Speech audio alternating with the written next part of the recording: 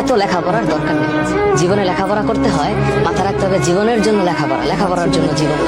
তোমাদেরকে একটু সামাজিকতা শিখতে হবে, বন্ধু বান্ধবদের সাথে মিশতে হবে, হ্যাঁ, বোল্ডলি সাহসী হইতে হবে, ঘরের অন্যান্য কাজ পারতে হবে, লেখাপড়া জীবনে কিভাবে অ্যাপ্লাই করতে হয় সেটাও জানতে হবে। খালি সারাদিন ঘরে বসে লেখাপড়া করা এটা উচিত না, এবং এটা কোনো মানুষের জীবন হইতে পারে না।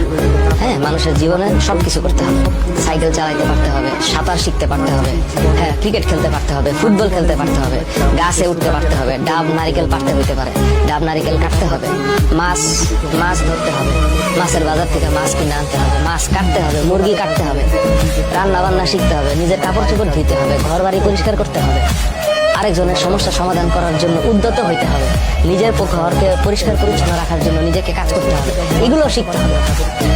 তোমরা কি মনে করো খালি লেখাপড়া করলে মানুষ হবে? কেউ যদি এটা মনে করে থাকো, আর কোনো বাবা মা যদি এটা মনে করে থাকে, তোমরা সবাই ভুলের মধ্যে আছো। ঠিক আছে, লেখাপড়াটা শুধু একটা ইয়ের মধ্যে থাকবে, একটা কাগজের সার্টিফিকেটের মধ্যে থাকবে। এখনকার পৃথিবী শুধু লেখাপড়া দিয়ে চলে না, আরো অনেক কিছু দিয়ে চলে। শিক্ষিত হওয়া মানে নিজের মন থেকে অন্তরের দিক থেকে হওয়া যায় শিক্ষিত।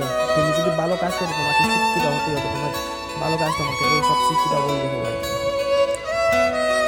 আর মন্দ কাজ করলে সবাই তোমাকে খারাপ বলবে। তাই সবাইকে নিয়ম বা পৃথিবীর নিয়ম